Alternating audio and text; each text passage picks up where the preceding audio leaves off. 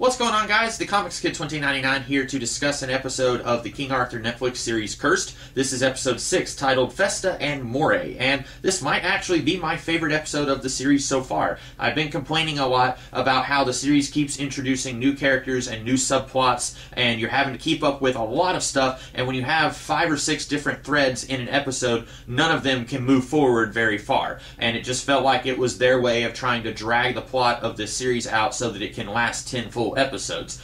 This episode really only has 2 things going on.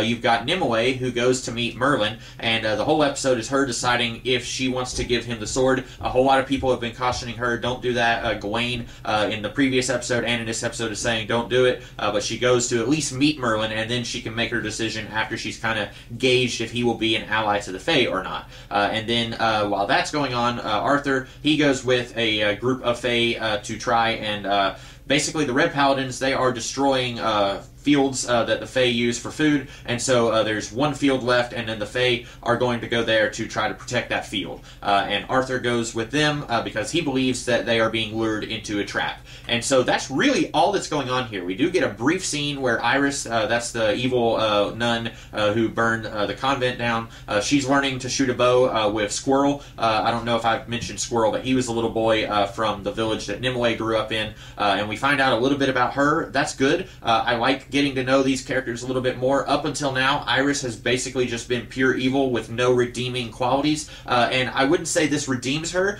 She's still, I would almost say mindlessly evil, just evil for no reason at all, but giving her a little bit of a tragic backstory, I think, does help to make her a little bit more sympathetic, so that was good.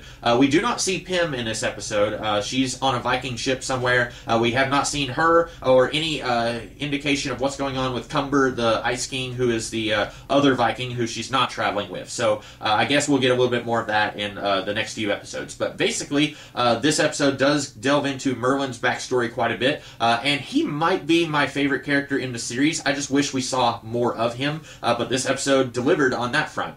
We find out that Merlin, we found out a little bit about how he met Nimue's mom, because we found out in the previous episode that he is Nimue's dad, and I liked all of that. I like the origin of the sword that Nimue has. I thought that was pretty cool. And then we get to see what Merlin does not want to tell Nimue, and it's pretty cool. I liked it. So basically, I like this episode. I wish that we could have been doing something kind of like this throughout the whole series. Just do maybe 2 subplots in each episode, and then the plot can move forward at a pretty good pace. But several of the episodes so far will try to balance 3 or 4 and sometimes 5 things all in one episode, and it's a little clumsy. I did forget, we do have Uther's mom. She's scheming to do something. I don't really know what. We know that Uther is not actually her son. We found that out in the previous episode. And so Uther, he sent Merlin to go and get the sword from Nimue. Uther does not know what Merlin is up to, and frankly, neither do I, because Merlin is telling everyone different stuff. He tells Nimue that he wants to destroy the sword. He told the Veiled Widow that he wants to destroy the sword, but then he tells Uther that he wants to bring the sword to him. I don't really know what Uther actually wants, or what Merlin actually wants to do. I'm assuming he does want to destroy it, but the problem is we can't be certain because he's a manipulator and he's lying to everyone. I don't know why Uther's mom wants the sword, because if she takes it and then something happens to her son, then she wouldn't be able to keep the throne. I don't really know, because they keep saying whoever holds the sword will control the throne, and I'm not sure how. Yes, it's a magical sword. We find out that this is actually the source of Merlin's magic, and so he lost his magic before Nimue was born. I am curious, does Uther know that Merlin does not have his magic? Because Nimue is like 20-something, so he's not had his magic for 20-something years, and then there was that lady with the weird eye thing in the first episode, and she said, oh, so it's true, you've lost your magic. And they were acting like that's just a rumor that we've heard, but if he hasn't had his magic for 20-something years, how has he been able to pretend like he does have his magic all these years that he's been at Uther's court since he lost his magic? Thought that was a little weird. But anyway, I don't know. Let's say Uther's mom does get a hold of the sword, because it seems like she's the one who sent these knights to go get the sword while Merlin was talking to Nimue, and then that scares Nimue away, and after she saw how Merlin had used the sword, probably like decades or even centuries ago, because it looked like it was in Rome, and so that could have been a long while before this episode, how she saw him using the sword to kill people.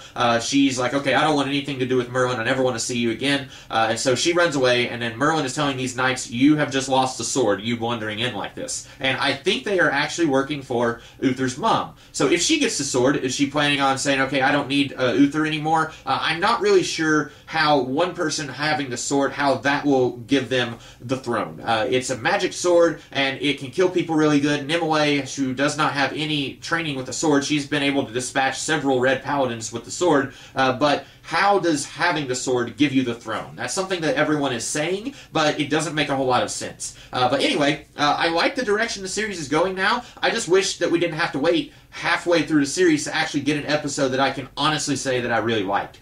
This episode and the first episode are probably my favorites in the series, and then we've had a whole lot of filler episodes that are really just there to try and fill out this 10-episode season. I keep saying this could have been a movie, and I'm still leaning that direction. I guess I'll know for sure if I still think that once we get to the end of the season. There are a lot of characters to keep up with, but I don't think this needed to be 10 hours long. But anyway, that's about it for Festa and Moreii. I hope you guys like this review, and I will be back later in the week with some more videos. In the meantime, have a great rest of the day. Catch you later.